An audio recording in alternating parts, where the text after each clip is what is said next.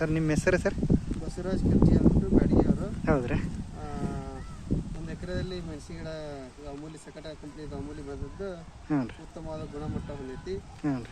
ಒಳ್ಳೆ ಕಾಯಿ ಕ್ವಾಲಿಟಿ ಇರೋದ್ರಿಂದ ಎಲ್ಲ ಕಾಯಿಗಳಿಗೆ ಕಾಂಪಿಟೇಷನ್ ಮಾರ್ಕೆಟಲ್ಲಿ ಚೆನ್ನಾಗಿ ಬಂದಿದೆ. ಇದು ಒಳ್ಳೆ ರೇಟ್ ಮಾರೈತಿ. ಎಷ್ಟು ಸಸಿ ಹಚ್ಚಿರಿ ಸರ್ ಇದು?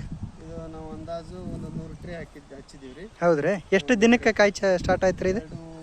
ಎರಡೂವರೆ ತಿಂಗಳಲ್ಲಿ ಕಾಯಿ ಸ್ಟಾರ್ಟ್ ಆಯ್ತು. ಆದರೆ ನಾವು ಸ್ವಲ್ಪ ಲೇಟಾಗಿ ಹಚ್ಚಿದೆ. ಹೌದ್ರಿ. ಈಗ ಸುಮಾರು ನಾನು ಒಂದು 2ನೇ ಬೀಡಿಗೆ ಒಂದು 30 ಕ್ವಿಂಟಲ್ನಷ್ಟು ಕಾಯಿ ಹರಿದಿದ್ದೀನಿ. ಹೌದ್ರಿ.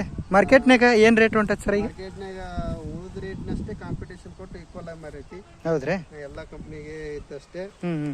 ಒಂದಿಟ್ಟು ರೋಗ ಕಡಿಮೆ, ಉತ್ತಮ ಗುಣಮಟ್ಟದ ಕಾಯಿ ಬರ್ತದೆ. ಏನು ರೇಟ್ ಹೋಗಿತ್ತು ಸರ್ ಲಾಸ್ಟ್ ಟೈಮ್ ನೀವು? ಟೈಮ್ ನಂದು ನಿನ್ನೆ 66-67 ಮಟ್ಟ ಮಾರಿದೆ. ಹೌದ್ರಿ. ಮಾರ್ಕೆಟ್ನಾಗ 6-6.5 ಮಟ್ಟ ಇದ್ದದ್ದು ನಂದು ಉತ್ತಮವಾಗಿ ಮಾರೈತಿ.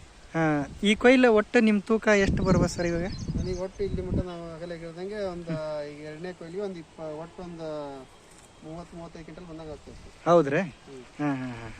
ಕಲರ್ ಮತ್ತೆ ಗಟ್ಟಿ ಇಳುವರಿ ಹೆಂಗೆ ಅನಿಸ್ತದೆ ಸರ್? ಗಟ್ಟಿ ಇದೆ, ಎಕ್ಸ್ಪೋರ್ಟ್ ಮಾಡ್ಬೋದು. ಒಳ್ಳೆ ಕ್ವಾಲಿಟಿ, ಹೊರಗಿನರು ವ್ಯಾಪಾರಸ್ಥರು ಮನಸ್ಸು ಮಾಡ್ತಾರೆ. ಹೌದ್ರಿ. ಶೈನಿಂಗ್ ಐತಿ ಕಾಯಿ. ಒಟ್ಟು ವೈರಸ್ ತಡೆಯೋದ್ರಾಗ ಇಳುವರಿ.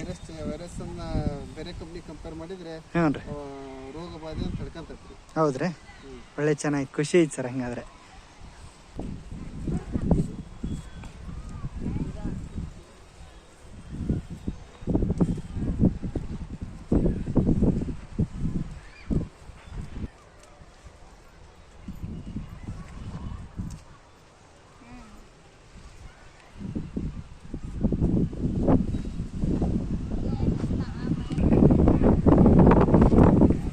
ಕಾಯಿ ಹರಿಯಕ್ಕೆ ಹೆಂಗೆ ಸಾಕ್ತೈತಮ್ಮ ಇದು? ಚೆನ್ನಾಗೈತಮ್ಮ ವೆರೈಟಿ.